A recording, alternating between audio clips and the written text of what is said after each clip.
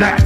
And so if I am so focused on staying on the line, I can't fulfill my assignment.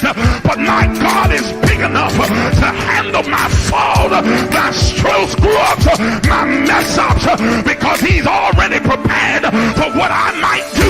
He knows what I'm going to do before I do it, and he already made preparation for me before I get there.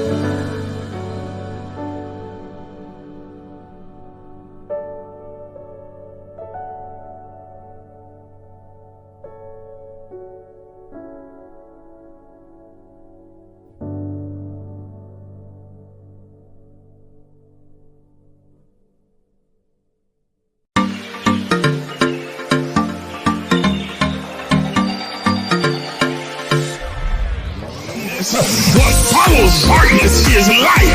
That darkness is the indicator that light is getting ready to shine. So there it is in Genesis, when darkness was upon the face of the deep, and God in the spirit form moved upon the face of the waters, and then God said, let there be. Because darkness precedes the light. Are you understanding what I'm saying? But he needs the darkness there so that God can move upon the face of the deep, so that the shift can take place. Listen, look at your neighbor and tell your neighbor that shift take place in the darkness. Oh God, y'all didn't hear what I just said. Everybody's not going to see the shift that's happening. They see the chaos, but they don't see the shift. They see all the craziness going on in your life, but they don't understand that underneath the darkness, God is moving in secret. He's moving in quiet. He's moving in the hidden places. He's moving in the cracks and the corners and the crevices. He's moving in places that you cannot see. And when the light comes, they're going to see a new order.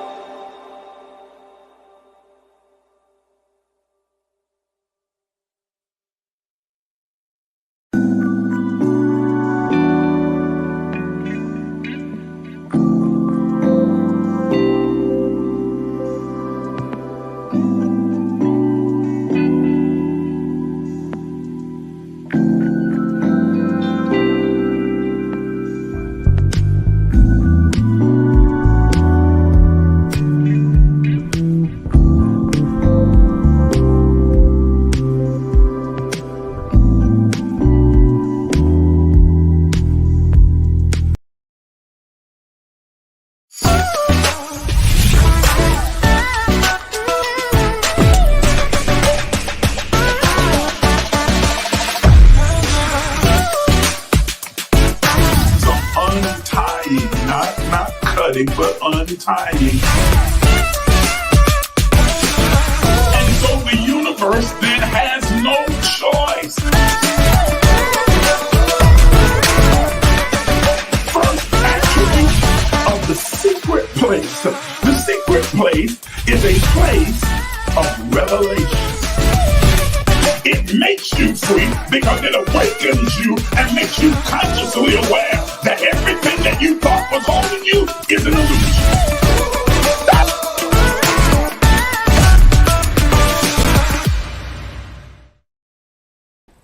Good morning.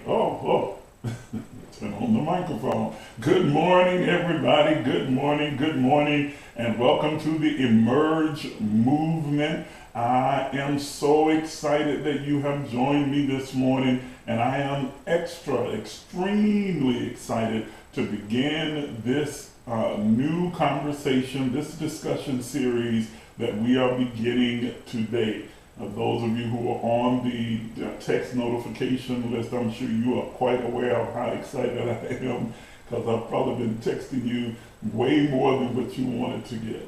But I am really excited about this. I'm so glad that you chose to join us for this journey, for this conversation. I want to encourage you to tag as many people as you possibly can. Invite them to come over and be a part of this conscious conversation. When you tag and share, it alerts them that we are on the air so that they can come over and participate in the live conversation. So those of you watching on the YouTube platform, hit the share button, copy the link and send it out in all of your group texts. Send it to all of your friends and families and associates and co-workers, and give them the opportunity to participate in what is sure to be an intriguing conversation. Those of you who are watching on either of the Facebook channels, then you know that you can hit the like button, but also share it right now on your page. I ask you this every time we come on. A couple of you do, but I really need everybody, if you will, just take a moment right now, hit the share button. It only takes 15 to 30 seconds. And share this live on your page so those that follow you are able to tune into this live. You help to expand and broaden the reach of this platform, but also it makes for a much more robust conversation when we have more people participating and offering their thoughts, insights, ideas, and questions. So please take a moment and share it right now on your page. In the comments, you can tag as many people as you would like to, and I would be really appreciative to all of you that do so. All right, so now today, as we prepare to begin this new discussion series that you can see the topic, the title of, scrolling across the bottom of your screen, the mythology of evil, a discussion series of the mythology of evil. This is a really long overdue and important conversation that I know is not only going to intrigue and interest, but it will empower and liberate and free so many of you that choose to tune in and be a part of this conversation. I can promise you that it's going to be absolutely awesome. And you want to go ahead and make sure right now, be intentional, be deliberate.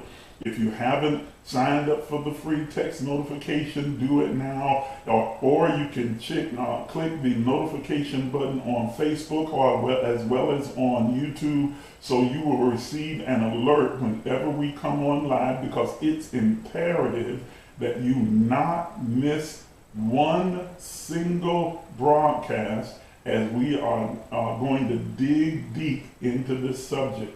I'm not going to spend a lot of time repeating myself and going over and reviewing, because there is a whole lot of ground to cover, and I'm estimating in my mind that this particular conversation, this discussion series, is probably going to take us all the way through the end of January to complete, because there is so much that we want to impact, we want to unpack rather, and that will be impactful to your life. So you want to make sure that you are tuned in.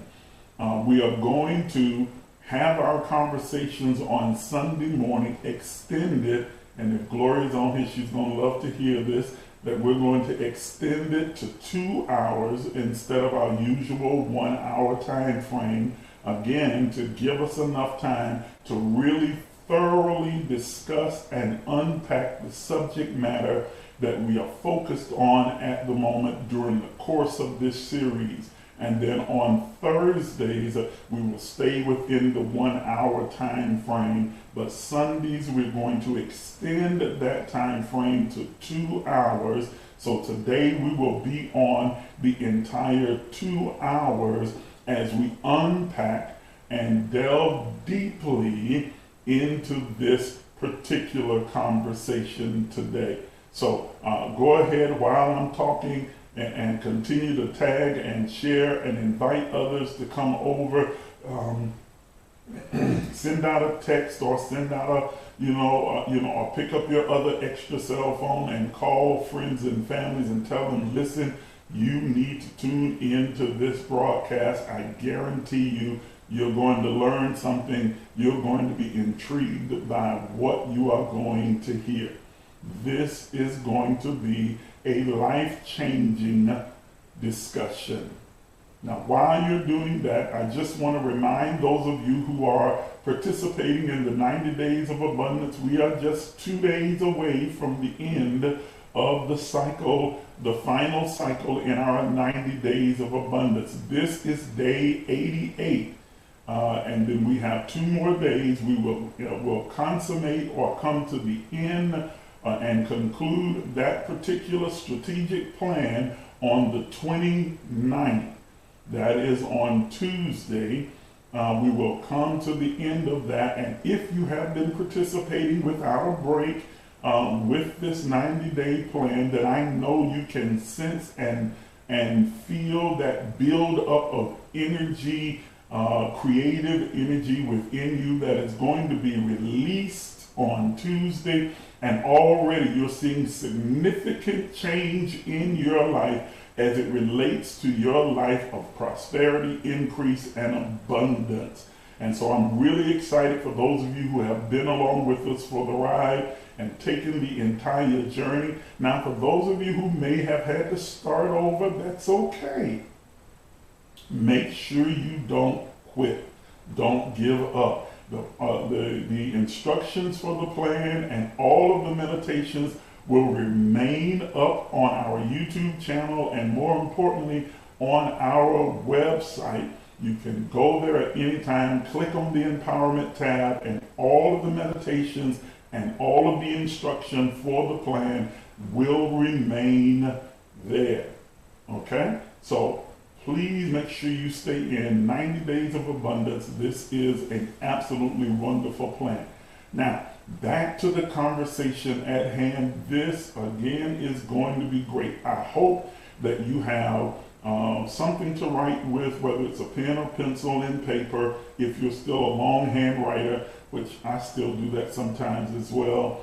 Or if you're using a device to take notes, then you have that handy and you're ready, because you're going to need to take notes, and to also jot down any of your thoughts or questions that you might have as we're moving through this material, so that you're able to put your questions in the comments. Please, please, please, do not be bashful about asking questions or offering a different perspective or a different thought or insight.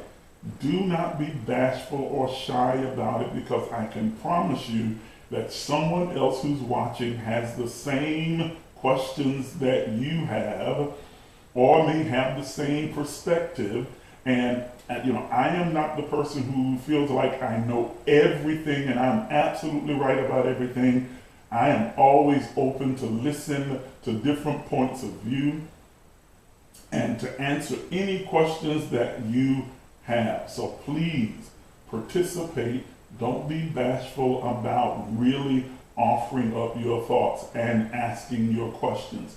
During the course of this conversation, this discussion series, we're going to have a couple, well, right now a couple, it may be a little bit more, but right now 2 other guests that will come in, not today, but on other broadcasts and participate in the conversation and offer their perspectives and insights on the subject matter that we are covering. I'm gathering other people as well who are knowledgeable on this particular subject to come and participate and be a part of the conversation and offer their insights and their thoughts and revelation concerning it as well. So as I'm saying to you, again, I'm so excited, I'm almost giddy. I'm so excited about this.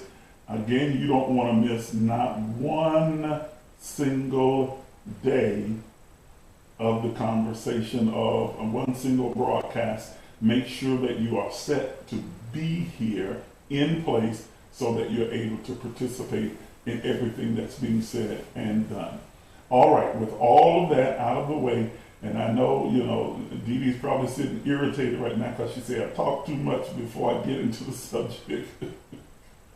But it needed to be said, so I'm saying all of that right now. Now we're going to get in, dig in, and we're going to go deep. Thank you, Theresa, for tagging like Stephanie and Jamie. I'm so used to them being here, and it's like they've been kind of missing lately. So, thank you for tagging them, as well as some of our others who have kind of been MIA. We want them to be here.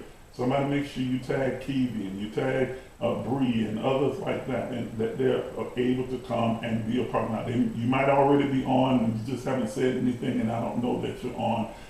But if you don't see them on here, then tag them in the comments so that they can come over and be a part of the conversation. Thank you, Toya, for always just tagging so many different people and inviting them to come. I really appreciate that. So this discussion series is entitled The Mythology of Evil. The Mythology of Evil. It is the mythology of evil. It's a discussion series. And this series is going to be very comprehensive, very in-depth. And so we're going to divide the conversation into 4 different sections, and then there will be subsections or subsections to each one of those 4. So again, a very extensive, robust, and comprehensive conversation, very detailed. Nothing is off limits. And so I kind of want to go over what the outline of the conversation is going to be, and then we will get into laying some groundwork and ground rules for the conversation so that everyone will be on the same page, okay? So this conversation is divided, as I said, into 4 sections. Section 1 will be LSD, Lucifer, Satan, and the devil.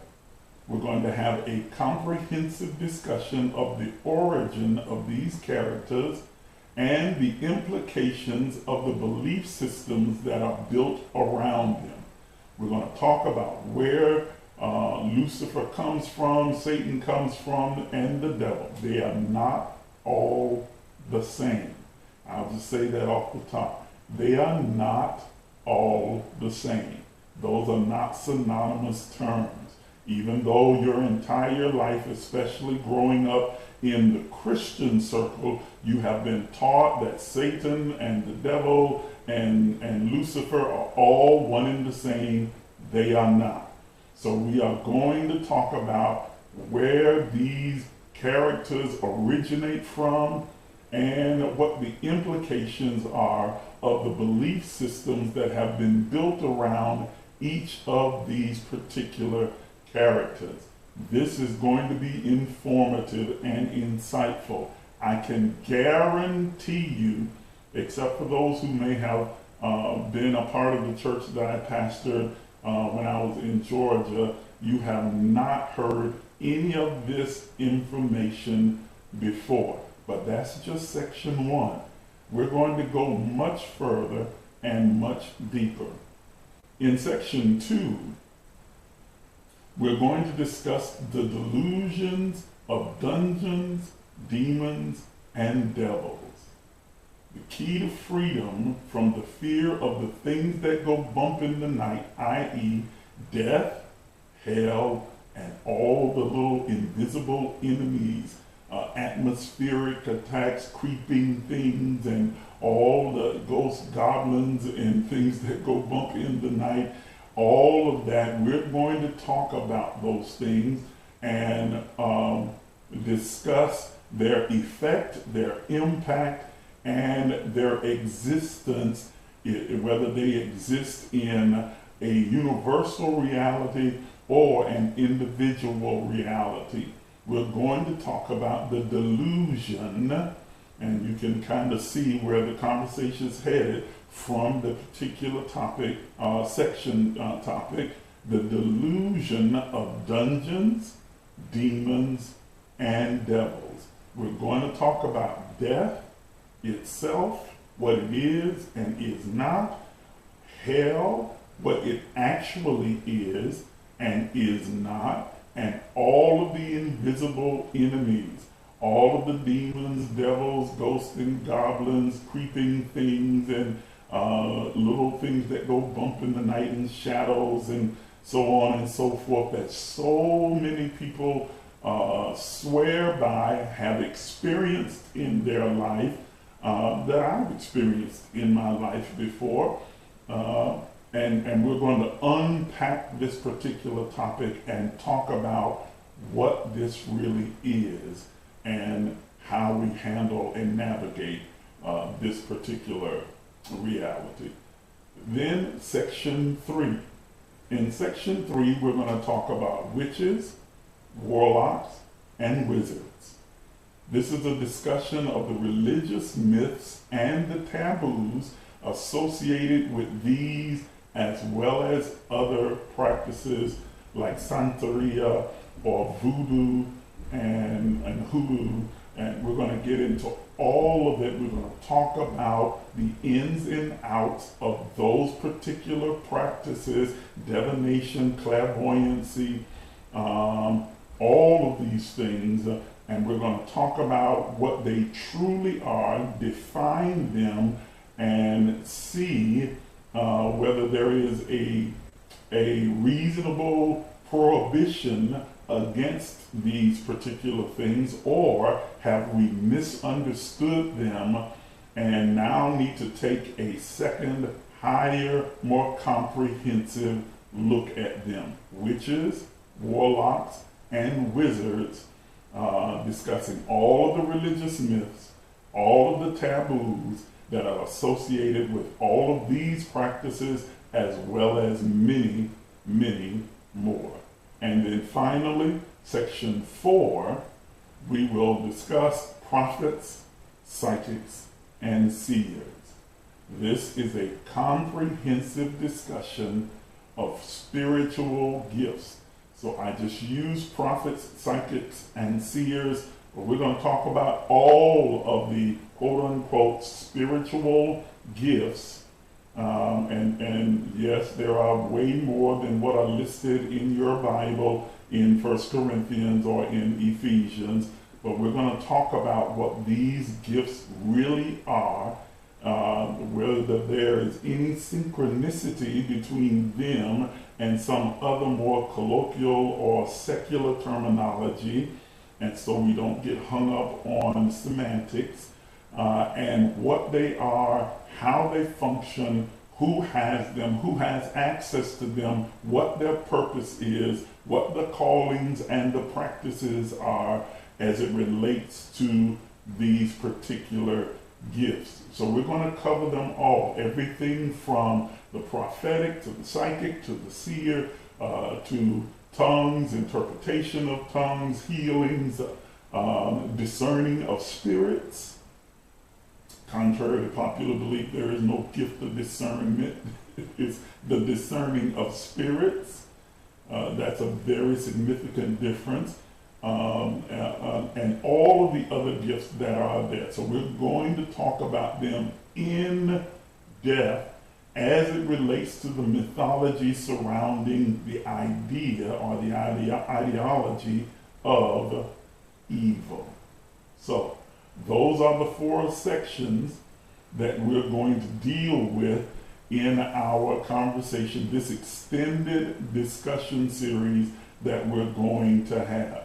I am so very excited about doing this. Okay, someone, let me see if I can block this person coming on here with all this foolishness. Yeah, I can. You're gone.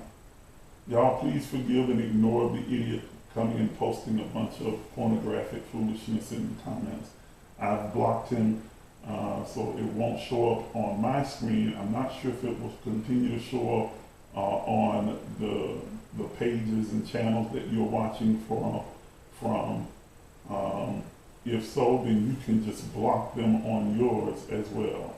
Okay, and that way that kind of nonsense doesn't show up. You know, you're always going to get some people that will just be opportunists and look for a broadcast that they can jump in and interject some foolishness. So we're not bothered by that. We just keep right on moving. That's what the block button is for.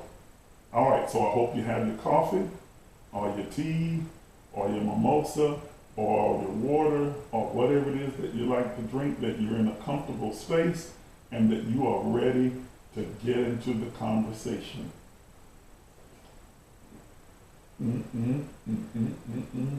That's good coffee.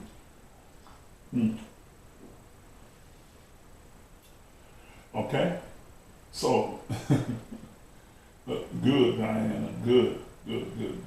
And the rest of you, if that person is still showing up in your comments on whatever channel you're watching, whether it's YouTube or on Facebook, then you can personally block them so it won't show up at all in your comments at all. And when I get off the air, I'll go on the Facebook channels and I'll block them again to make sure. Okay, because we don't need the distractions. We don't need the distractions. Okay. All right. So I want to begin today by laying the groundwork for this particular discussion series. The first thing that most will probably want to know is like, well, why are we doing this in the first place? What's the point behind having this conversation? Well, there is a text in Proverbs, I think it's Proverbs chapter 4, verse 7, that says, wisdom is the principal thing, therefore get wisdom. But in all thy getting, get an understanding. That is a phenomenally powerful proverb. It's a really important principle that in everything that we do, we get a good, thorough, clear, and accurate understanding.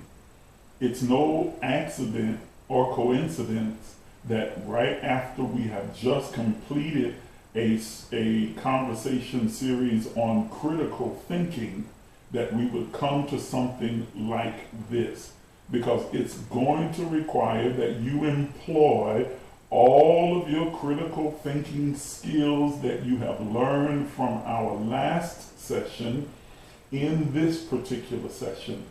That we are not looking to affirm or attack anybody's, belief or ideology, but we are here to provide you concrete information, insight, historical data for you to consider. Remember that my job as a facilitator is not to tell you what to think, but teach you how to think and then offer you the information so that you are able to come to a conclusion that best serves you.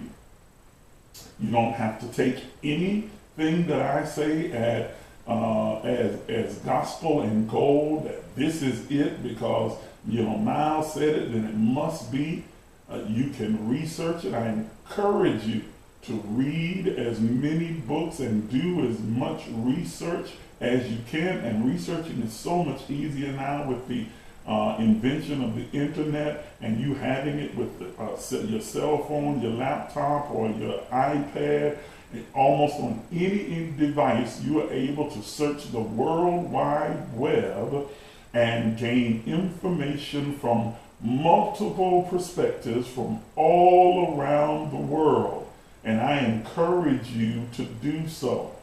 I am going to narrow the conversation to the historical facts and data that I have gathered on the particular subject, but you are free to expand your search, your research of it, and to consider any other information that you might find valuable, and then arrive at your own conclusion.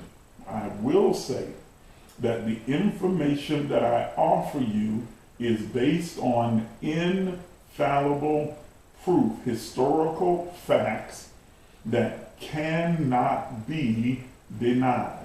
I'm not just throwing out a bunch of gobbledygook and things that I think or feel or sense. I'm sure that will find its way into the conversation as we begin the dialogue, but the information itself is based upon historical, physiological, scientific facts that are indisputable.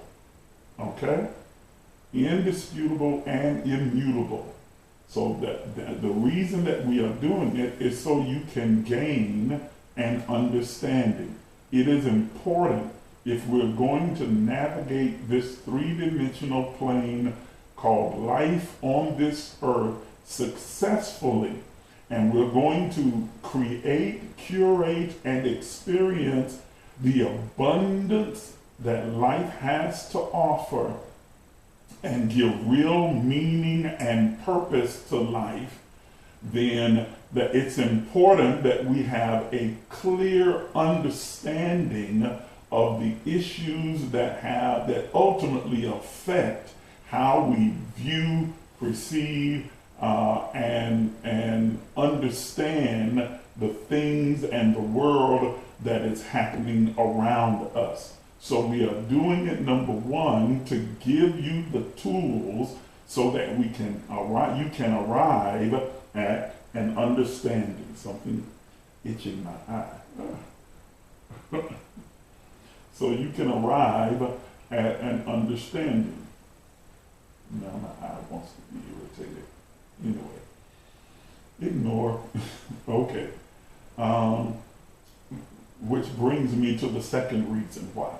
We are doing it because there is another text, I think in Timothy, where Paul is said to be admonishing his young protege, and he says to him, study to show thyself approved unto God, a workman that needeth not be ashamed, rightly dividing the words of truth.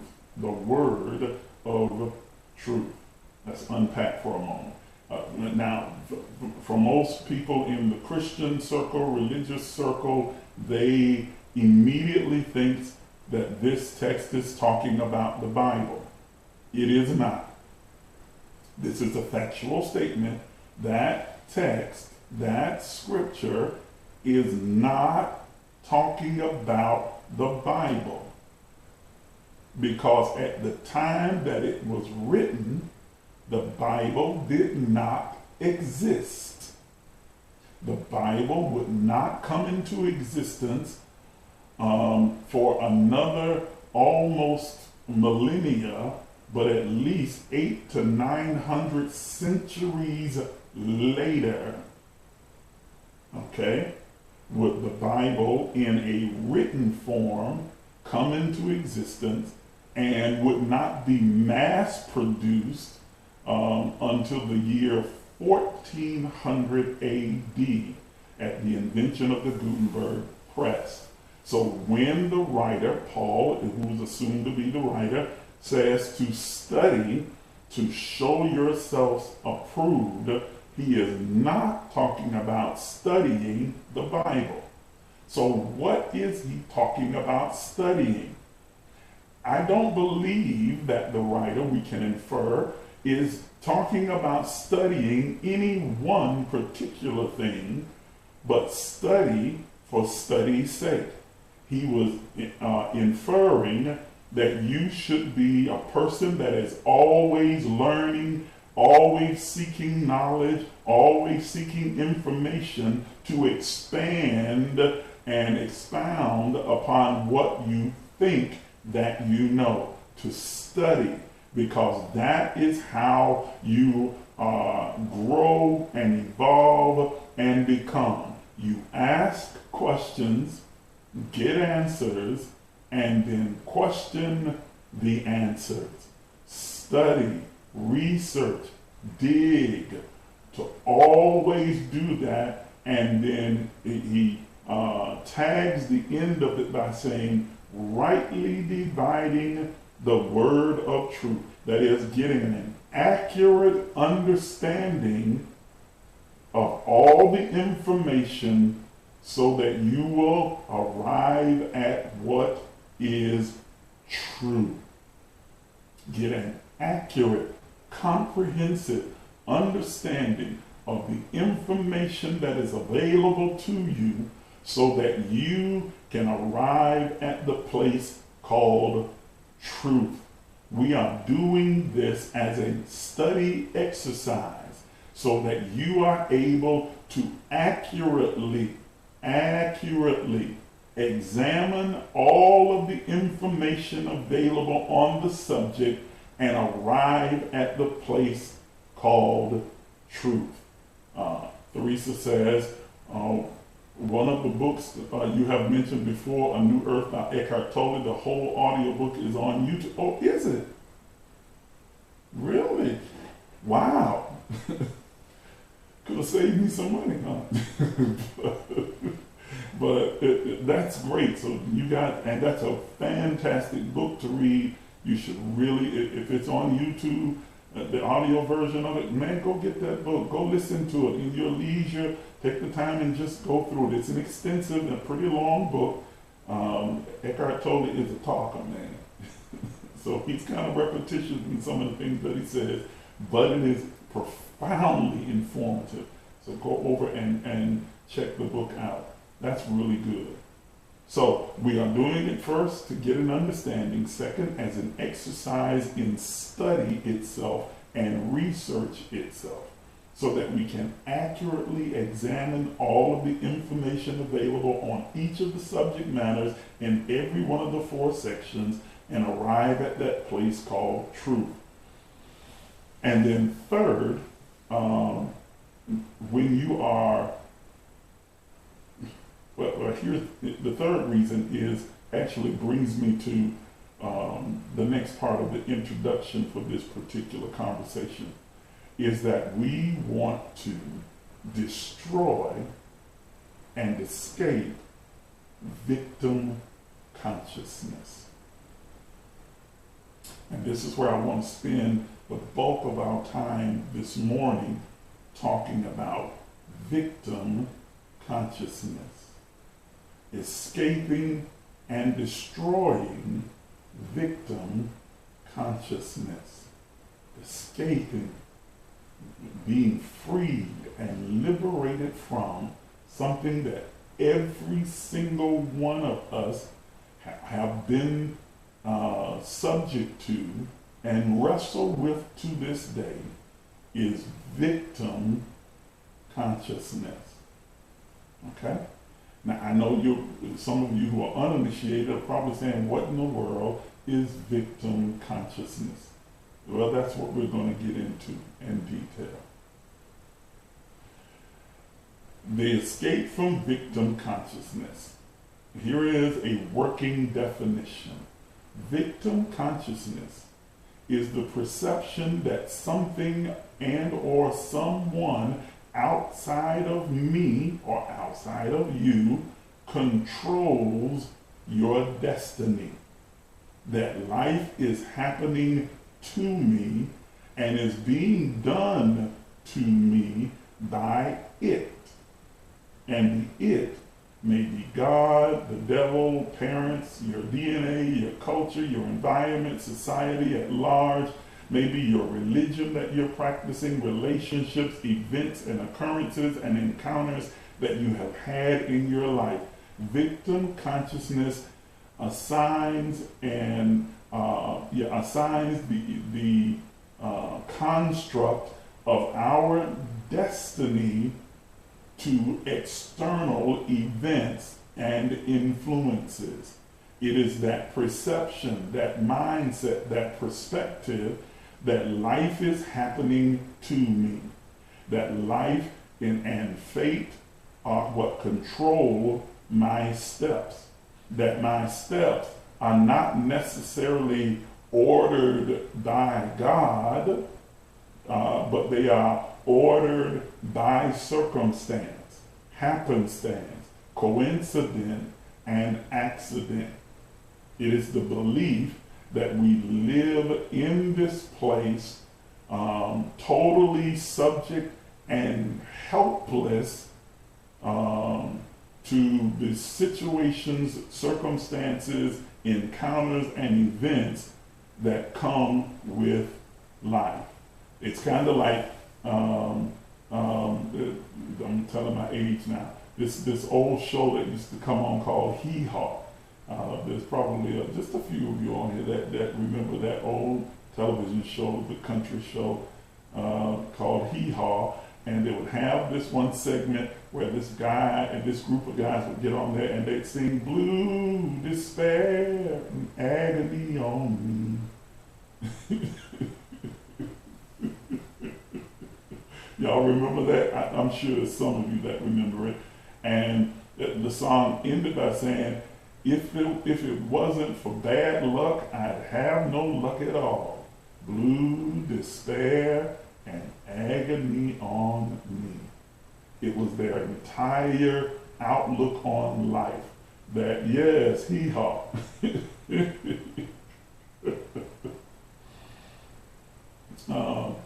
Their idea that everything around them was working against them. This, yeah, you remember it? I remember it too.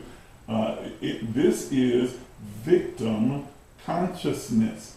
Victims often live in a mindset that people and life in general is out to get them.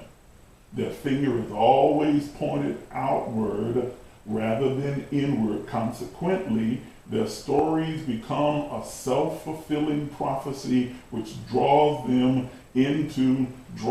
all of these negative things into the magnetic field that they are generating from the energy that pulsates from within them.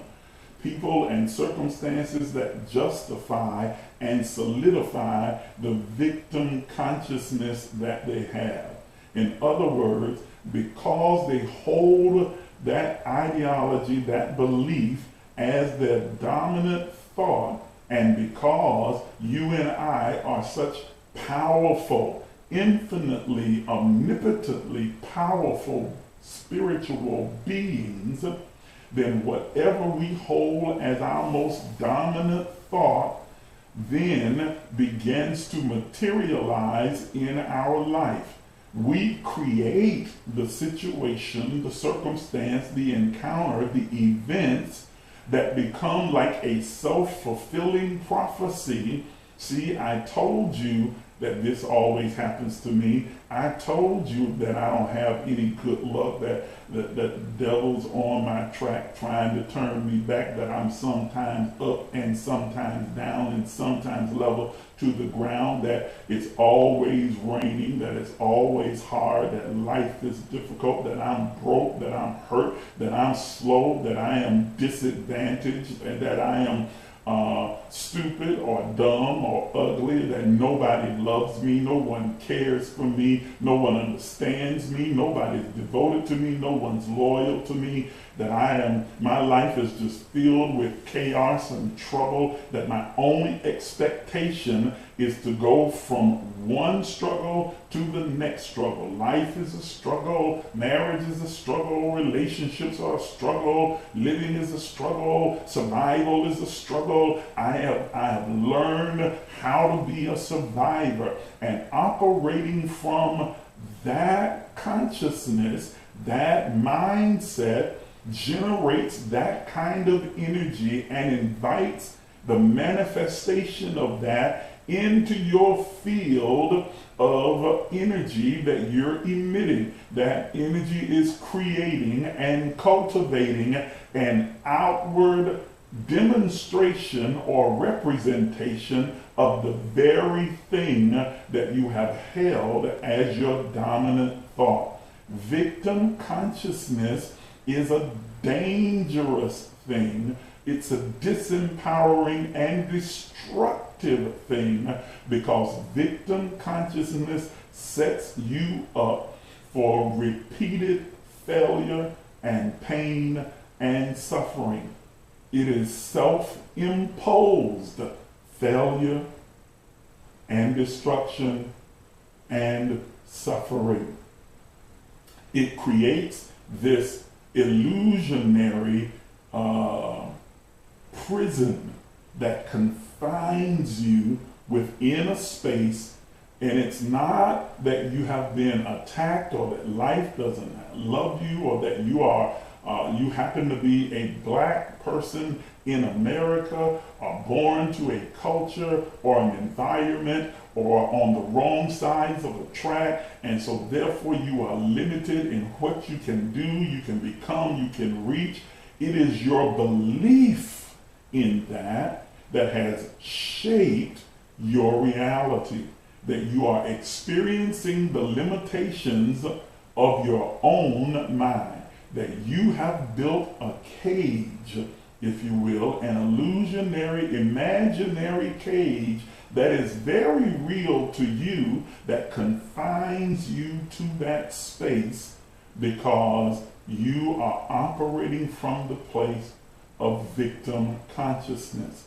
That victimology, that victim consciousness has been fed and developed and strengthened over the years by well-meaning family members and friends and cousins and aunties and grandmamas and granddaddies and sisters and brothers, and some not so well-meaning people as well, people in positions of authority and influence who try and tell you who you are and who you are not. Ladies and gentlemen, no one can determine who you are. No one can determine who you are not. Who you are is defined by the all of everything, the divine creator, the divine mind that you are an individuation of. When someone begins to try and give you a different definition of who you are, it is tantamount to identity theft. Every single one of us have experienced identity theft at differing levels and dimensions of thought throughout our lived experience. Our parents, well-meaning, our friends and cousins, our loved ones, well-intentioned, all begin to try and domesticate you or to impose upon you an identity that is not yours. Think about for a moment that some of the phrases that we use, even with our children. At a young age, we say to them, "You just like this person or that person. You just like your daddy. You just like your mama. You just like your grandmama." Now that can be thought of as both positive and negative, depending upon what, pejorative that you are actually highlighting there. You just like your old no good daddy. Your mama was slow, you slow too. Cancer runs in our family. Are you hearing what I'm saying? Oh, you definitely are Miles, because we all got that temper. We don't play. And in each case, you are being robbed of your authentic identity and being given an identity by those well-meaning loved ones around you that is steeped in victimology. It basically says that there are things that are going to occur in your life that you have absolutely no control over. Your destiny has already been set, and so you're just going to have to deal with it, because this is what it's like to be black, a part of the black culture.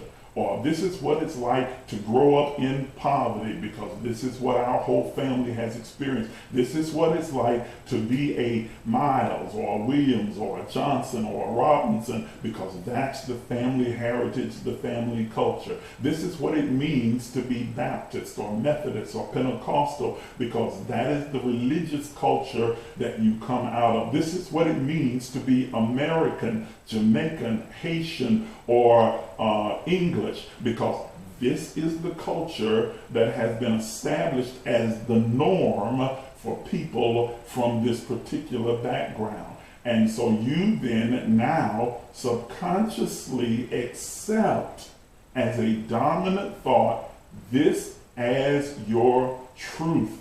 And what becomes your truth becomes your reality.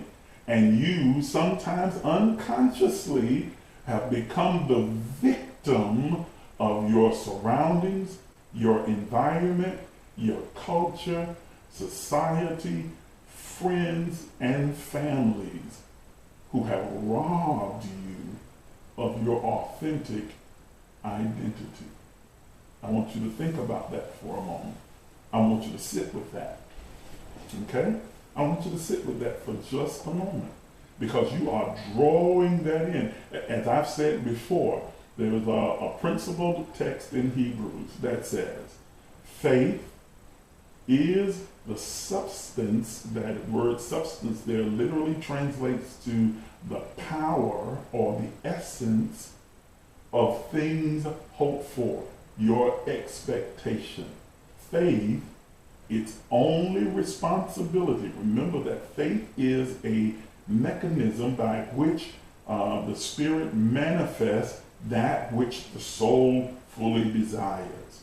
So faith then, operating as it should, is what powers, gives power, it undergirds and supports. It is the essence of our expectations. And it provides the evidence of what is not seen. In other words, faith is responsible for giving us the infallible proof that what we have accepted as our truth, what has become our expectation, really does exist.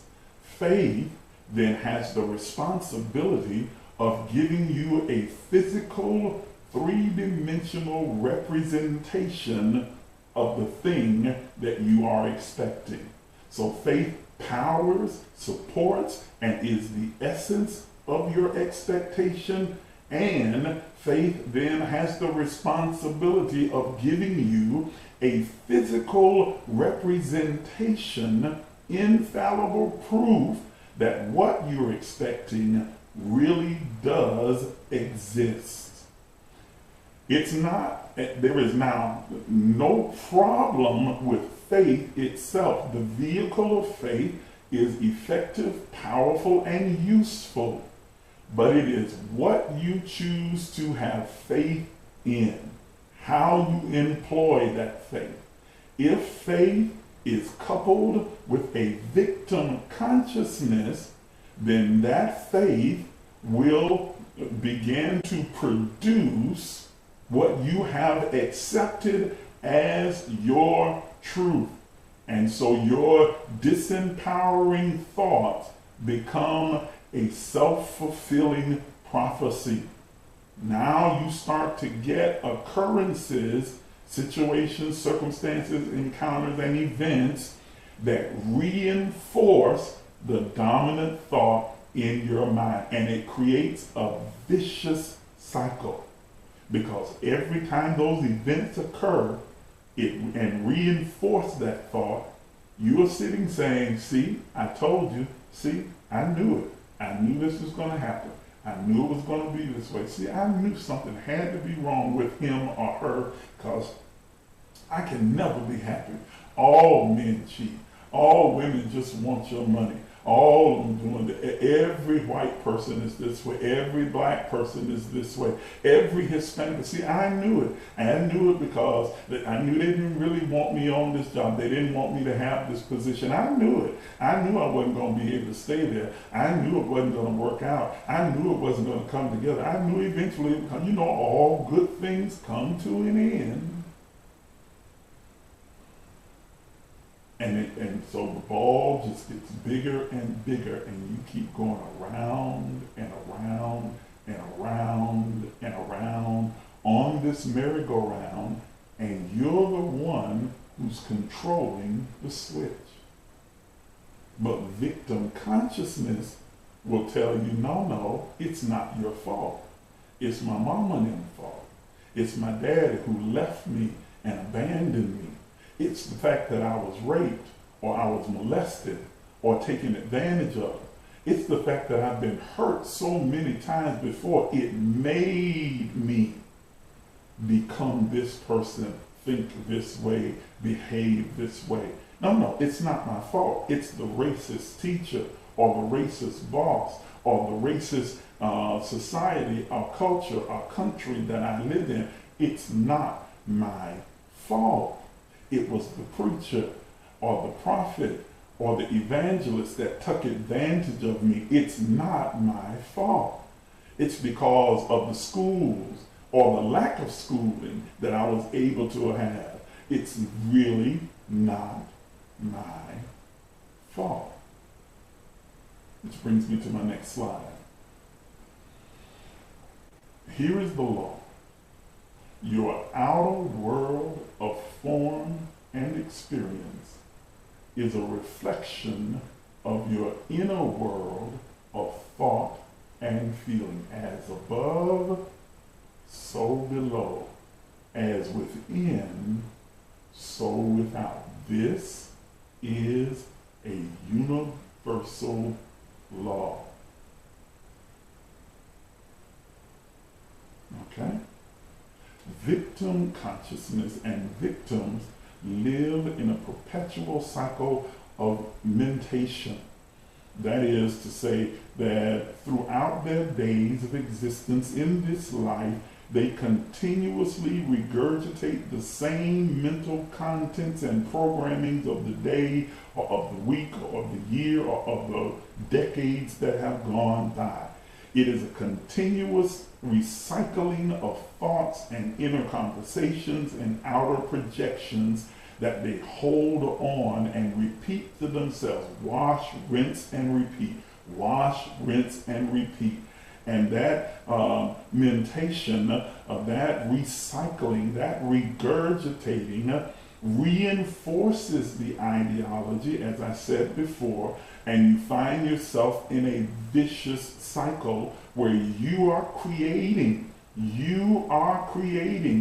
a reality that is destructive, that is harmful, that causes suffering and pain.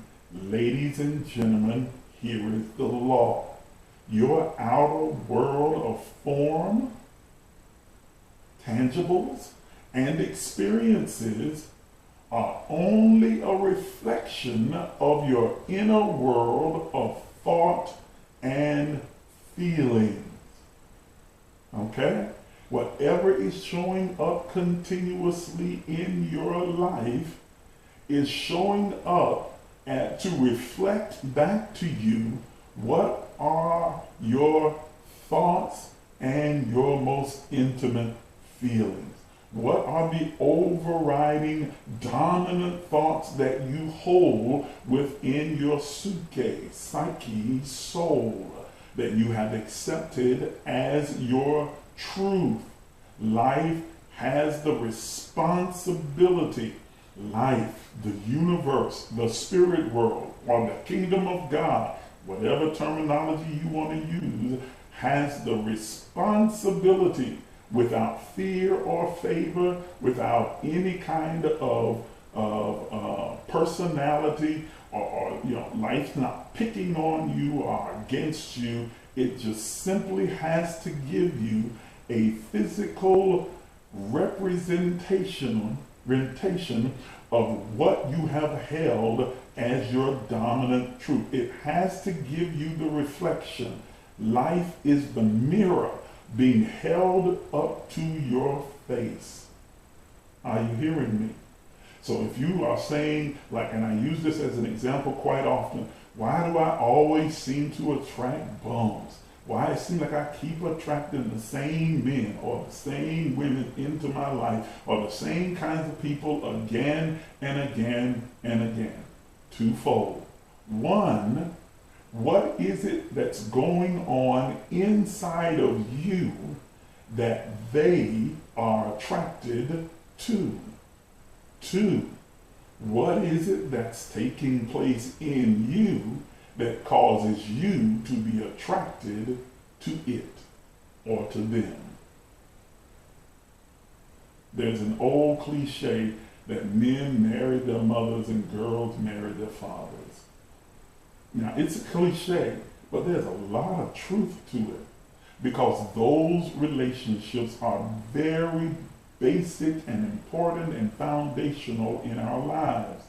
And so we are often drawn to think about the dichotomy, the cognitive dissonance that is created within the mind of a child who has a abusive parent, whether it's a mother or a father, and they go through that kind of hurtful, breaking, emotional or physical abuse with someone that they innately and passionately love.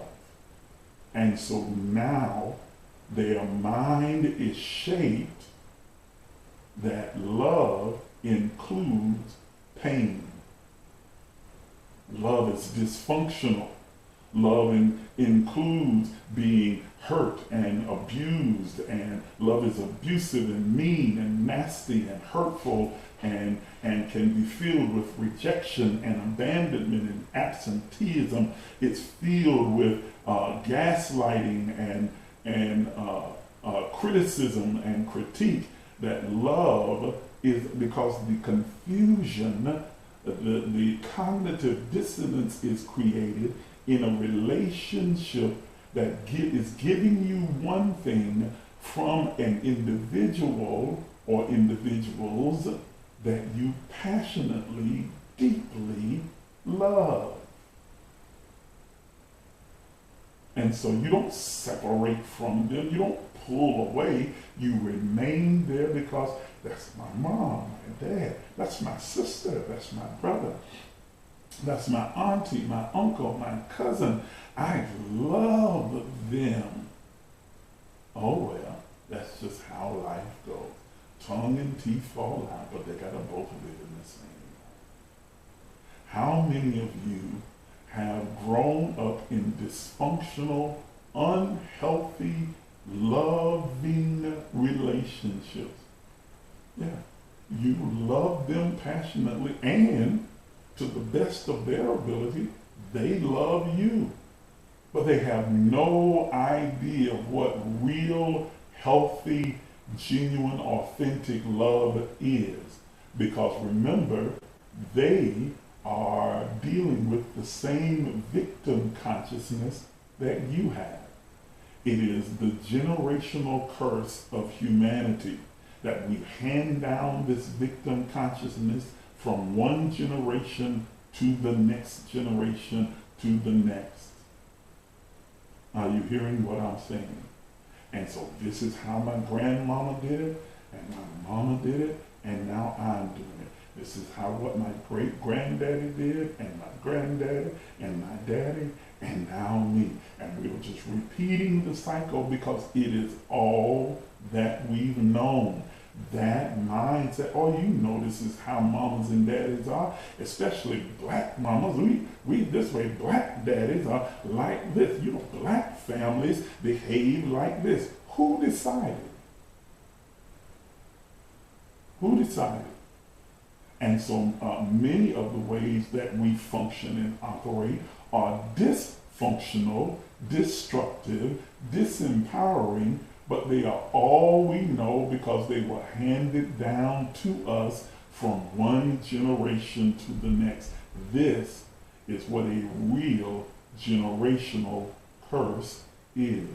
And so it forms an inner picture, an inner image, an inner idea, an inner belief, an inner truth within us that the universe, the world, the spirit world, the kingdom around us has no choice but to reflect back to us. And so it holds up a mirror. Life holds up a mirror with every event, with every circumstance, with every occurrence, with every relationship. It is holding up a mirror to say, see you? Look at what you created? See the picture you painted?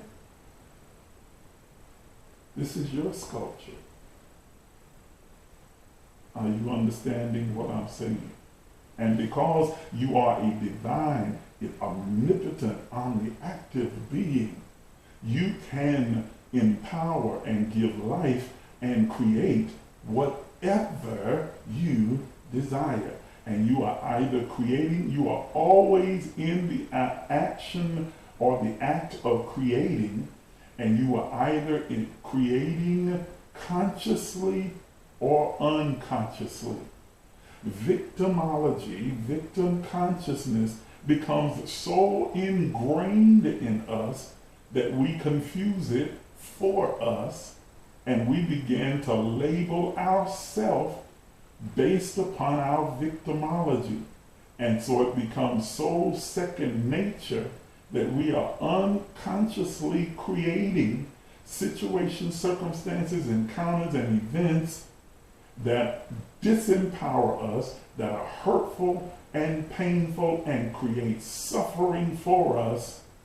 And then we wonder, why does this keep happening when you and I are the progenitors of it?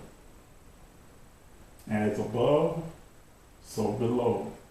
As within, so without. This is a universal law that Jesus is purported to have given voice to in Matthew chapter 16, when he says to Peter and the other disciples, I am giving to you the key to the kingdom, and whatever you bind on earth will be is a reflection of what you have bound in heaven, and whatever is loosed in the earth is a reflection of what is loosed in heaven. Let's unpack that a moment, because it is not talking about some pie in the sky, some city above the clouds. It is talking about in the upper chambers of your consciousness, that whatever you have loosed and given license to, given life to, whatever you have given freedom and liberty to roam about in your upper consciousness as your truth, as a dominant thought, you give license to it in the earth. And then whatever you bind, whatever you prohibit from existing, operating, and functioning and flowing in your upper chamber of your consciousness, your higher consciousness, your dominant thought, is prohibited from showing up in the earth. As above, so below.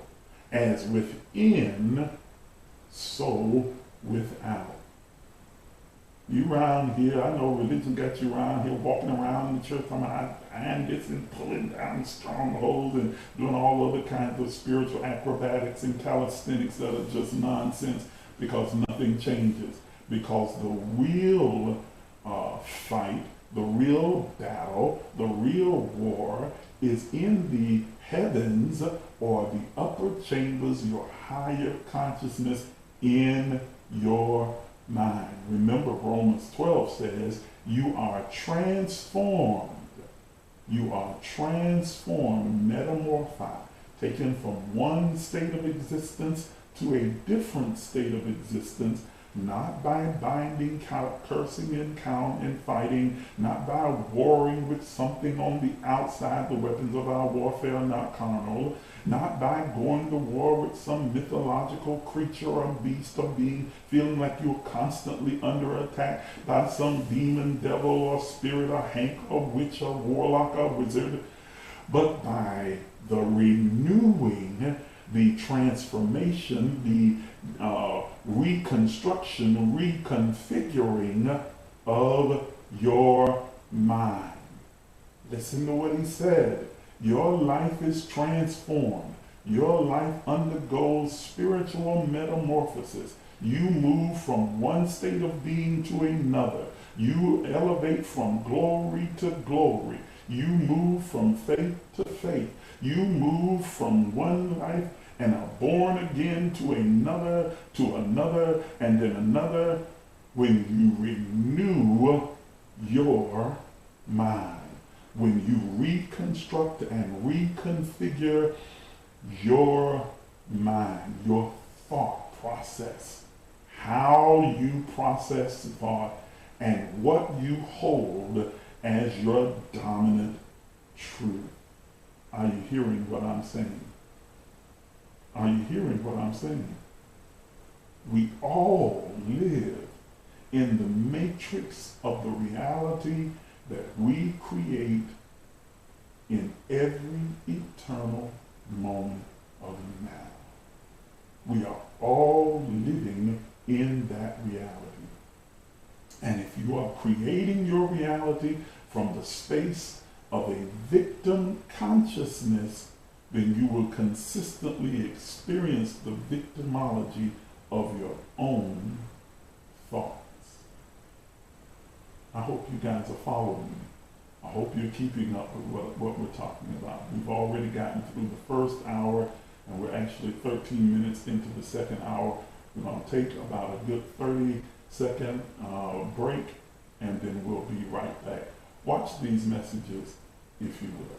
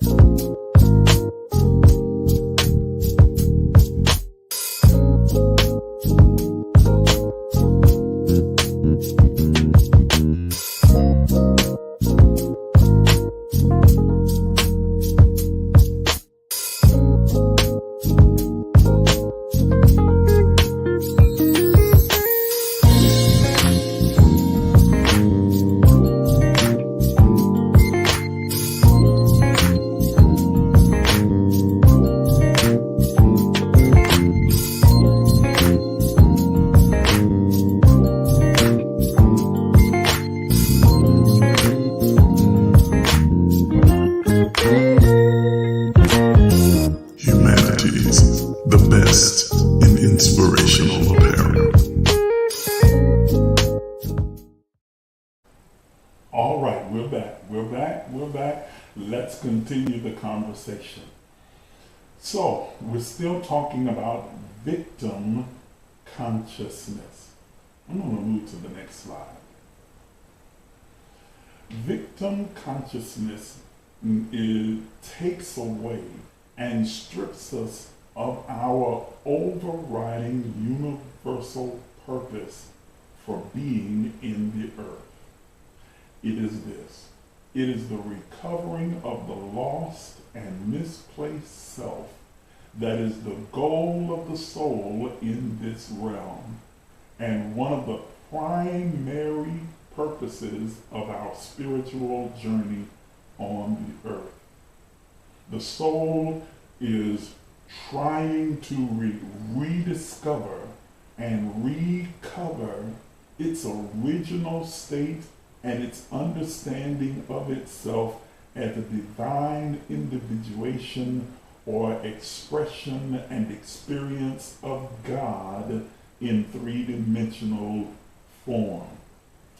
Victim consciousness robs you and strips you and blinds you to that particular purpose and goal.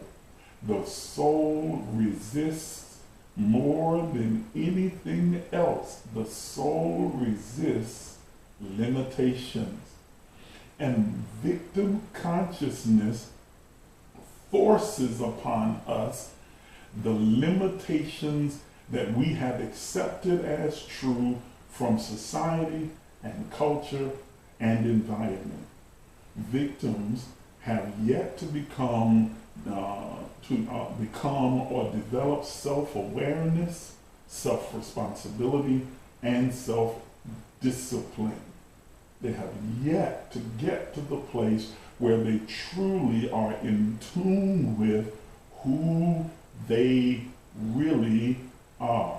And all of us, as I said, have been exposed to and unfortunately have had to wrestle with victim consciousness. This is where the shadows come from when we talk about doing shadow work.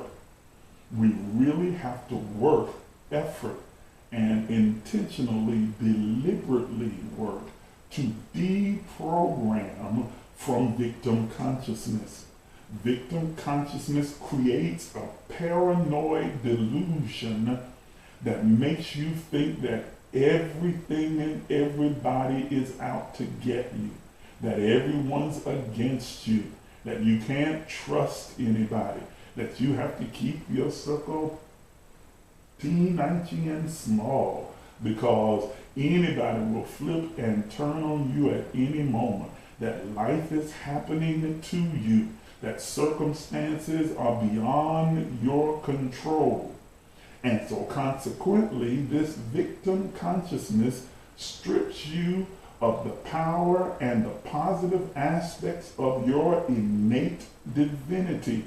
It robs you of that creative, omniactive, that creative force that you are, that is your nature, to create the reality that you desire, to cause those greatest and highest versions and visions of your life to fully manifest and be represented in this three-dimensional frame. It robs you of that innate divinity, the positive aspects of your innate divinity, and it renders you powerless, crippled, and dependent upon some external force to protect you, to save you, to rescue you from the impending doom. The whole terminology around being saved, soteria, it means for most in Christian circles is that I'm being rescued and protected, that God is now snatching me from the jaws of death, hell, and the grave, and giving me a better life. And throughout my existence on the earth, I am protected by this external, unseen force that is fighting for me. And so religion, well, not just Christian religion, but all religions support this ideology. They promote it and they support it in their phraseology, in their songs, in their so-called worship, which is really not worship at all, because when you listen to some of the words to these worship songs, I wonder who in the world are you worshiping? It's like you're worshiping your victimology. You're worshiping being broken. I'm broken, I'm bad, and I'm nothing. I'm worthless. I don't even deserve your goodness, your grace, your mercy. I don't deserve nothing at all. I'm a worm. I'm filthy. I'm disgusting. I'm lost. I'm broke. I'm just terrible. And your grace and mercy looks beyond my filthy, disgusting, unacceptable, dysfunctional self and gives me what I need and favors me because I don't deserve nothing. It's only because you favor me that I am experiencing anything good or anything great or any kind of grace. It's only because of your grace. Are you understanding what I'm saying? That whole victim consciousness robs you, strips you of your ability to create the world that you desire and imposes upon you something you don't desire, but you are still the creator of.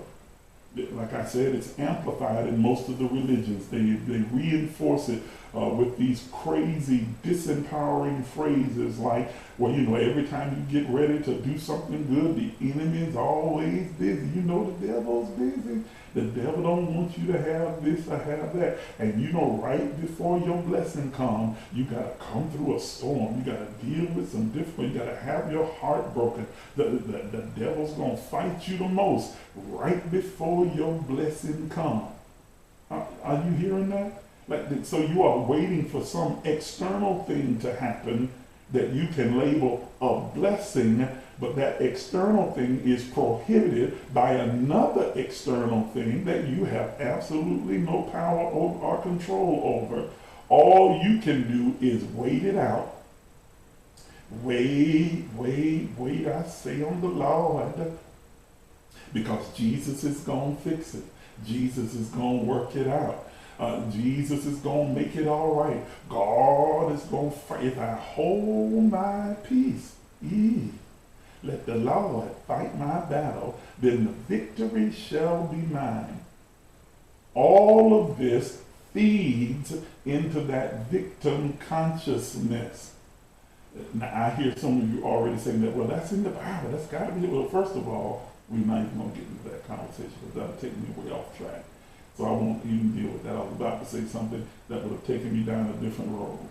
So, but let me just say that those things that you've heard, some of those things that I said are indeed written in the Bible, but they are completely taken out of context and misinterpreted and therefore misapplied and appropriated into our life. Because think about it. It's antithetical. It creates a cognitive dissonance. It is confused. It's contradictory that if you, according to Christian belief, now have the Spirit of God in you and upon you that gives you power to tread on scorpions, serpents, and over all the power of the enemy, and nothing shall the enemy hurt you. Greater is he that is in you than he that is in the world. You are more than a conqueror through the Christ that's in you. I can do all things through Christ that strengthens me. And then yet you flip around and say, but I just need to hold my peace and let the Lord fight. I have all this armor. I put on the whole armor. I got all these weapons. I got all of these tools. I got all of this power. But I still need God to do the fighting for me. Because I was weak and worn and battered and nothing and don't deserve nothing. And I don't have, and I'm just sitting over here waiting on the Lord to win the battle for me. He gonna fix this. Jesus gonna fix it. Then what's the point of having the Holy Ghost? What's the point of having all of this power? What's the point of having all of this that, you know, all these scriptures that you proclaim and shout and dance and speak in tongues and spit bubbles and fall out and run up and down the aisles about? What's the point of having all of that if you can't use none of it because you got to just hold your peace? Let the Lord fight your battle. It's a contradiction that is promoted and amplified by the religious circles. God's going to avenge you. God's going to fight for you. God going to get them. Don't you touch God's anointed. God going to get you about me. You must not know who I am. You mess with me and God gonna get you, because he's just as vindictive and malicious as I am, but I can't act that way. So I gotta sit back and wish and hope that something negative, bad, painful, or destructive happens to you as a result of what I perceive you've done to me. Come on, y'all. Come on. Come on. How ridiculous does that sound? How unlike God, undivine is that? But that is the result of victim consciousness. This is a lie. It is antithetical to everything that God is, and even antithetical to the biblical narrative itself. Even the biblical narrative itself talks about you being empowered, you being strengthened, you being limitless and infinite, and being able to do greater works than Jesus the Christ ever did while he was on the earth. That you would be able to do greater, that everything that Jesus did, you could do also in greater proportion, in greater quantity, because you are here longer and you have this power resident within you. And yet with the same breath, from that place of victimology, you are told, but oh no, you let the Lord fight. And you just shout, dance, speak in tongues, and skip and holler, give God a praise, and make sure you give some money too. And God will fight it for you. Jesus, trouble in my way. I got to cry sometimes. Let your thinking, but that's all right. Jesus gonna fix it after a while.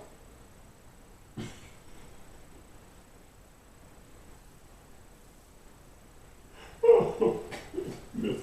Nonsense.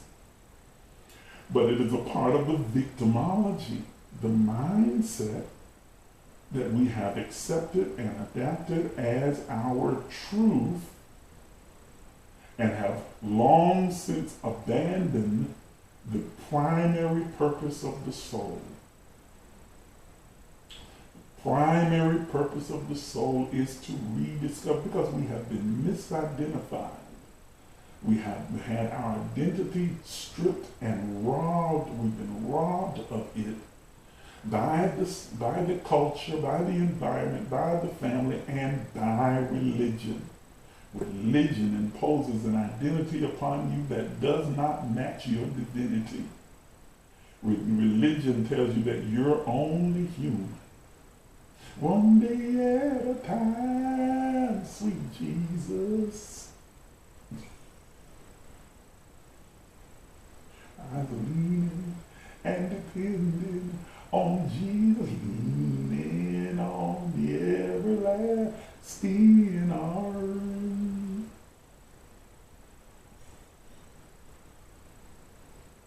I don't even laugh. I'm serious. I can laugh now because, look, for years that was me too. I absolutely agree. And most of us grew up in the Christian church or in any religion. We adopted that mindset, accepted that identity, that we were weak and frail and broken and disgusting and undeserving, and that we were just leaning and depending on Jesus to come and fix every problem in every situation. Our prayers, at least that's what we call prayers, and supplications were centered around, I need, I want, I lack, please do for me, Lord, fight for me, God. Oh, I know I don't deserve it, I know I haven't always done right, I know I'm not good enough, please forgive me for being so sinful, wicked, nasty, and disgusting, and I know you really don't like me, but please look beyond my faults and see my needs. Oh God, I know I'm a wretch, undone, a worm, I'm stuck in the muck and the mire and filthy, but look at the blood sacrifice made by your Son, and I'm covered in all of this blood. Doesn't the blood attract you? Because you know you like blood. You this sadomasochistic sadistic being that somehow gets off on the blood of animals and then now the blood of your only begotten son. And so now seeing that blood, me covered and splattered and washed over in this blood, somehow turns you on and makes you decide that you want to do something for me.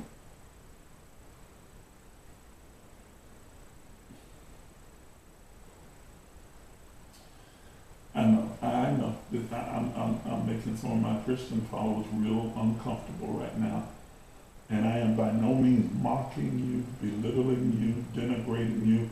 These are the same beliefs that I grew up with, the same beliefs that I used to preach for a number of years and talk to other people, because that's what was ingrained within me. I was domesticated to believe those things, and without questioning and without researching and without weighing the evidence, I accepted it as my truth, and I helped to promote and amplify it in the lives of others because it was amplified in mine. And I kept getting the visible proof that what I was saying and what I believed was true, because my experiences kept lining up with what I was saying and what I believed, not understanding that those experiences lined up because they had no choice.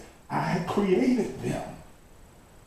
I created the experiences. I created the events. I created the circumstances. It created the relationships. And so they became my self-fulfilling prophecy. So I'm not by any means trying to denigrate you or to pick on you or make you look stupid or anything else like that. I'm just offering you an alternative, a higher, more broader understanding of what's happening. Because think about how many prayer lines have you been in? How many prophecies have you received? How many times have you had hands laid on you about the same things again and again and again and again and again and again and again and again and again? And they don't change, and they don't get better, or they don't materialize.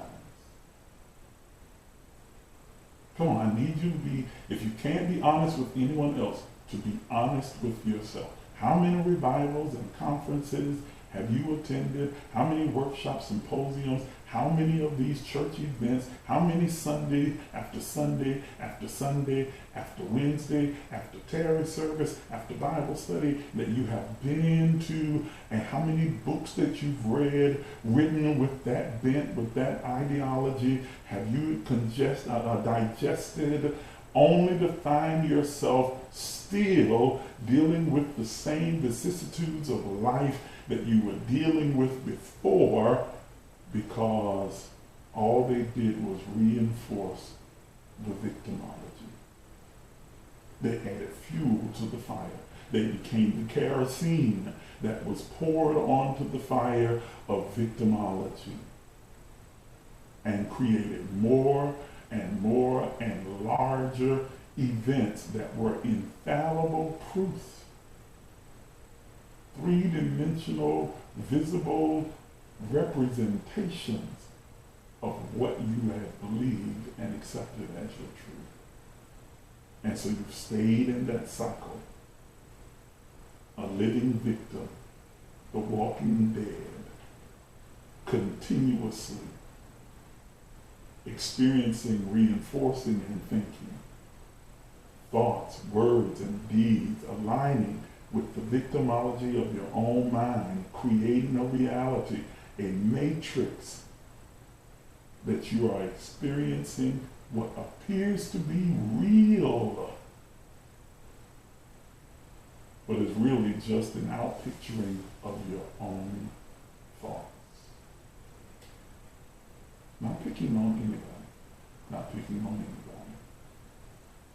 Are you hearing what I'm saying? Remembering our pre-incarnate choice and decision to come to this planet or this plane of consciousness removes the congenital victim consciousness most people wrestle with their entire life. We move from victims of circumstances to victors over them, and the blame game ceases. We own and honor our truth, and in doing so, we regain our personal power. Now, let me unpack that for a moment in these last, I've got 20 minutes left. Remembering our pre-incarnate choice and decision to come to this plane of consciousness, this planet, removes the congenital victim consciousness that most people wrestle with their entire life. There is a text in Romans that says, Romans chapter 8, that says, whom he, and it refers to God in the male pejorative, but of course we know God is neither male nor female, but that's neither here nor there for this conversation. Whom God foreknew. Foreknowledge means that God knew or had an intimate acquaintances, a relationship or knowledge of me prior to my coming into this three-dimensional earth. If God knew me, foreknew me prior to my entrance into this earth realm, this iteration of life, it means that I had to exist in some place and in some form prior to my entrance into this planet or plane of consciousness. Whom God foreknew, them God also predestined, laid out a destination, an end point, a plan with a beginning and end for the iteration of life experience that they were about to have. Okay?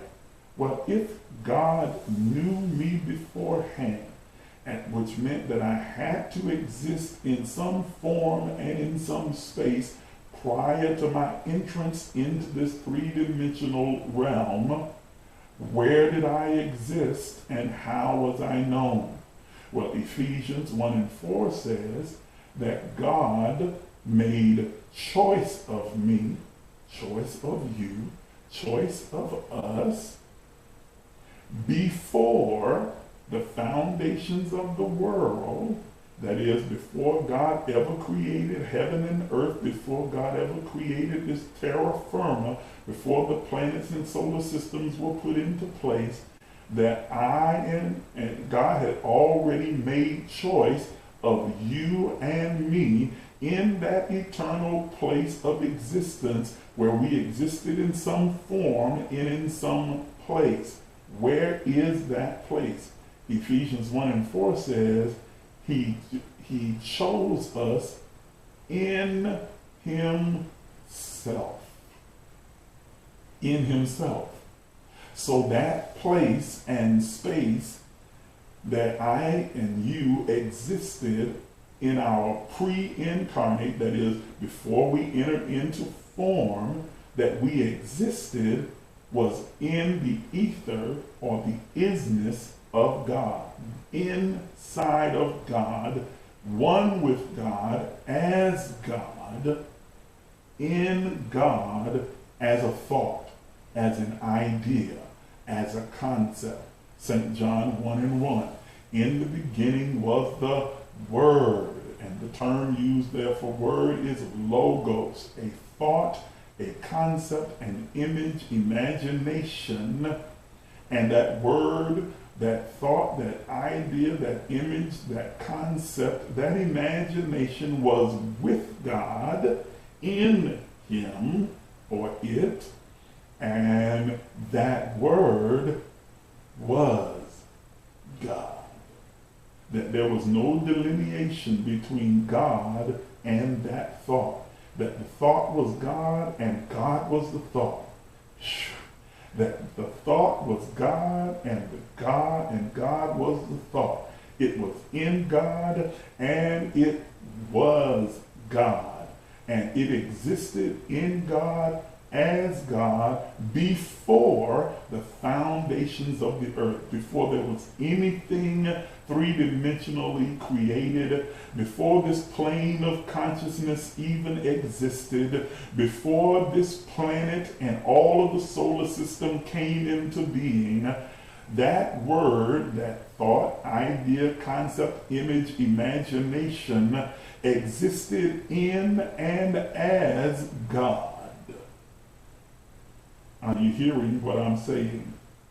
And it is the soul's journey in this three-dimensional form to recapture, remember, reconnect, reassemble that pre-incarnate choice that you and I, in and as God, made to come into this three-dimensional form.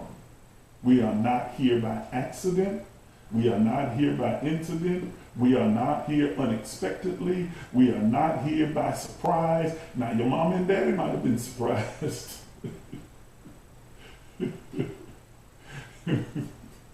But God and you were not surprised, because you and I, in co-creation with God, chose, decided intentionally to enter this plane of consciousness at this precise moment and time, and determined the length, breadth, and width of our existence within this iteration that we call life prior to our coming here.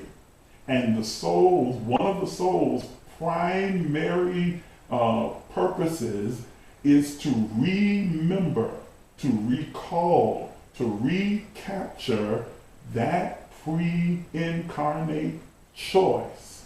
And once it does, it removes, as a consequence, the congenital victim consciousness.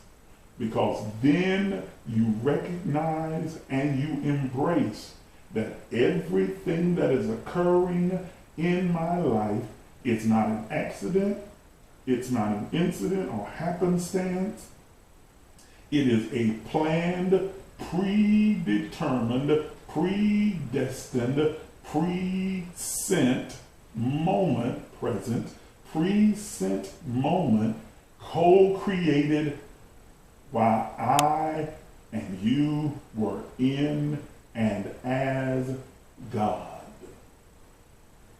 Before the foundations of the world, every iteration of life that I would experience as an individuation of God in the earth was carefully, meticulously thought out in co-creation between I and God, while in and as God, prior to my incarnation, prior to your incarnation.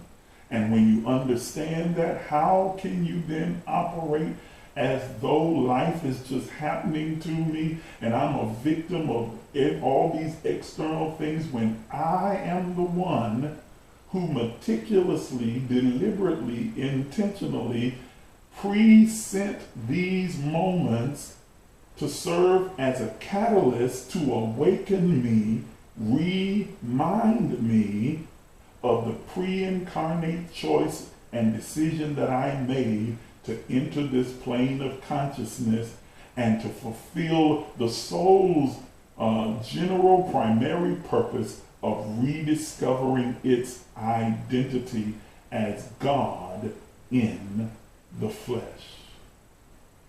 We move from being victims of circumstances to becoming victors over them, and we stop blaming our mama and our daddy and our cousin and our sister and our brother and our religion and the person that hurt me, the person that abandoned me, the person that molested me, the person that raped me, the person that abused me, the person that said this, that discouraged me. That we stop blaming everything around us and we start to view it from a higher perspective, a higher perception and view it through the lens of the pre-incarnate choice and begin to look for the purpose.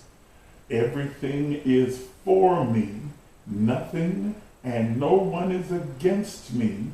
All of it is intertwined and interwoven together for good, creating a synergy that's outcome is always good. That's what the scripture says. Isn't that the one that all things work together for good? Everything that occurs in my life is intertwined and interwoven together, creating a synergy that produces good. Nothing against me, nothing and no one against me, everything and everyone for me, because they are a part of the meticulous plan that I co-created with God, in God, as God, prior to my incarnation in this earth. When I view through that lens, it eliminates the whole victimology.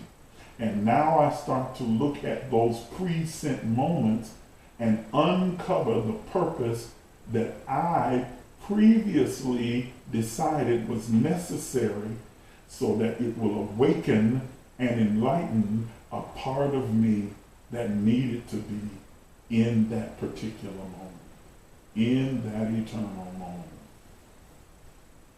You are so divinely intelligent and omniscient that you, like Hansel and Gretel, left yourself a trail of breadcrumbs along the way. These eternal present moments. Yes. Like the breadcrumbs being left that would lead you back to the place of your divinity, your true identity, your godship, your existence as God in the flesh, an individuation, expression of God, a divine, unique experience of God in three-dimensional form. That all of it, my mama, my daddy, my cousin, my hurt, my pain, my disappointments, every event, every circumstance, every situation, every encounter is a breadcrumb that I present, leaving as a part of a trail that will lead me back to my divinity and understanding of my divine self. Every one of them. If you can rise above the pain of whatever those circumstances, events, and situations have been. And we're not just talking about painful events, because it's the good events as well, the joyful events as well. But I'm kind of focusing on the pain because that's the thing that most people are most cognizant of. We kind of discount the joy and kick it to the side, and we think that the pain is eternal and the pain is all there is. When in fact, the pain, the disappointment, the hurt that you experienced is a part of a present breadcrumb. So that's meant to be the catalyst to awaken you to another dimension of your own divinity. Are you understanding what I'm saying to you? It is a part of the breadcrumbs, the trail that you have left for yourself to awaken you to another dimension or aspect of your divine existence in the earth and the fulfillment of the purpose, the original intent for which you chose to enter this plane of consciousness. That which you chose to enter this consciousness to create, to provide for all of humanity to experience.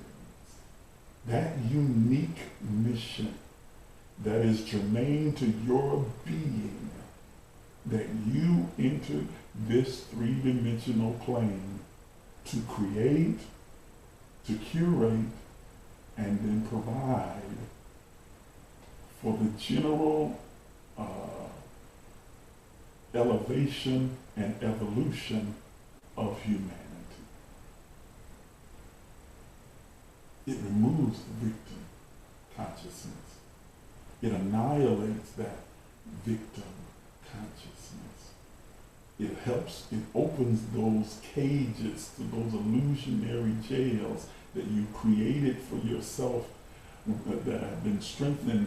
The bars have been strengthened by all of the domestication that's been imposed upon you by culture, environment, family, and friends, and religion, and experiences. It opens that door and allows you to walk out not just liberated, but truly free. Free. Free from the mythological bondages and vestiges of evil and negativity and bad and sin. Sin as a boogeyman, not sin in its truest form, which the word atoniki in Greek literally just means a misperception of a thing. It frees you from the misperception of the thing so that you don't make the same error, misjudgment again, because now you understand the innate original intent of the thing. Yes, Teresa says, thank God we have the right and ability to change our mind. And she goes on to say, I had to learn to push past the pain to come into the understanding of my purpose. And not just my personal purpose, but the purpose of the pain, or what we have described or labeled as pain. That what is the purpose of this event? Okay, I think I gave this exegesis of a text in our last conversation, but it bears repeating in this one because it aligns so perfectly. It's the text from Isaiah that says, they that wait upon the Lord. You're waiting for the manifestation of that which you have desired, the thing that you are expecting. And then it gives you some instructions of what you need to do while you're waiting. Mount up with wings as an eagle. Raise your vibrational conscious perception, because eagles soar far above the clouds. And from an eagle eye view, you are able to now broaden your perspective and not look narrowly at the thing that's right in front of you, but see panoramically how all the pieces are intertwined and woven together, creating that synergy that produces the good. You are looking from the perspective of the divine, the all of everything. You are looking from the perspective of the omniscient one, the all-knowing, so that you are not just simply believing, but knowing, because you can see how the pieces of the puzzle fit together.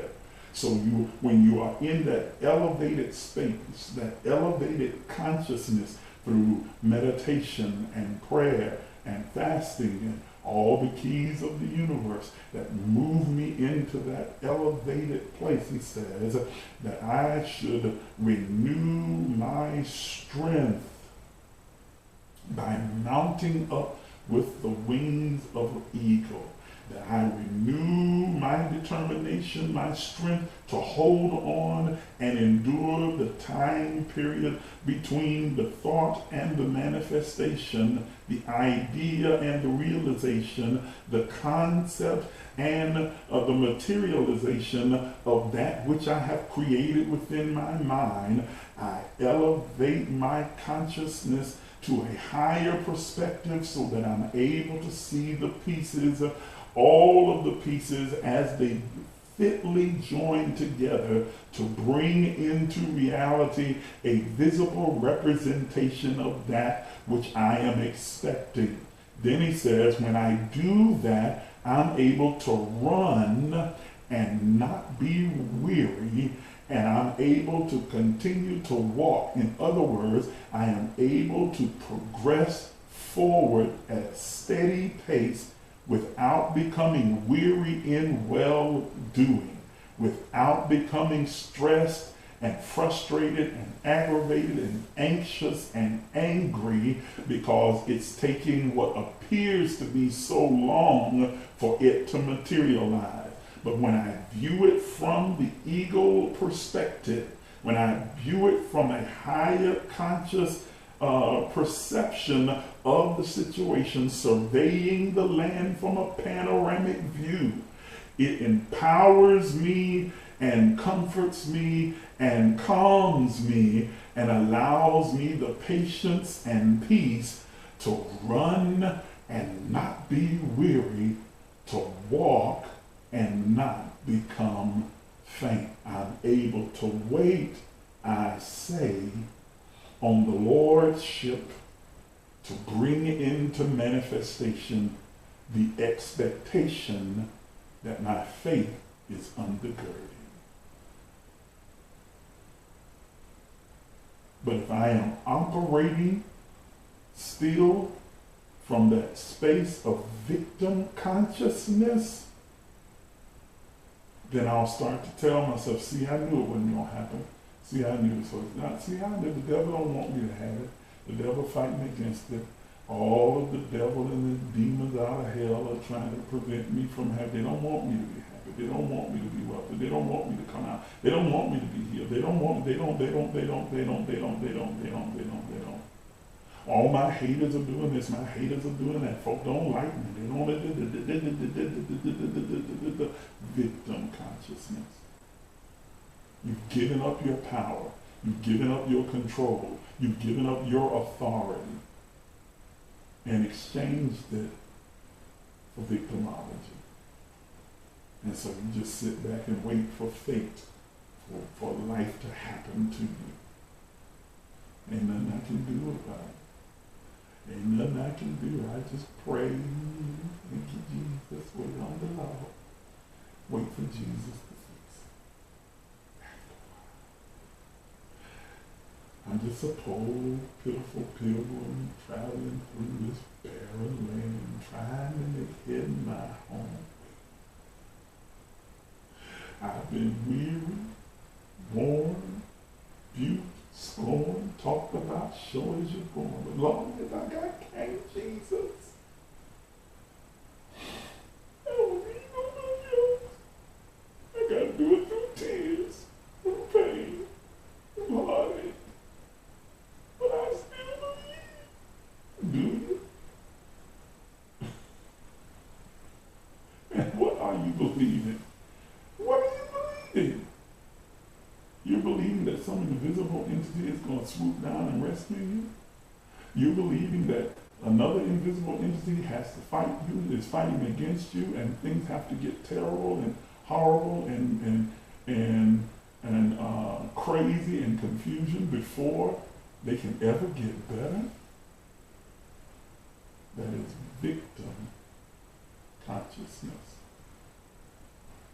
And so before we get into this next first section of dealing with the mythology of evil, this idea that all of these things, these external things, are out there working against you, before we can name them and unpack them and deal with them, I wanted to lay this groundwork to let you know these things that we've encountered, believed in, accepted, and faced are directly connected to the victim consciousness that we all had to wrestle with for our entire life. You didn't ask for it, it was given to you. It was given to you by well-intentioned people. Are there any other comments or questions? You're welcome. Teresa says, thank you for this teaching. You're welcome. It's my honor. It's my pleasure. I'm enjoying it already. This lays a good groundwork for us to be able to build upon in our next conversation on Thursday. Any questions about any of what we covered today? My 2 hours are up. I'm actually over by 17 seconds, 18, 19, 20 seconds. So the clock is ticking. But I will pause for any questions that you want to put into the comments section, or any comments or observations that you want to make about this. I want this to really help you. I am not teaching and having these conversations for my health. I am doing it for your health. I want you to be able to really grasp and embrace this and analyze it for yourself and then build from there. So if you have questions, ask them. If you have concerns, comments, or a different perspective, then offer them.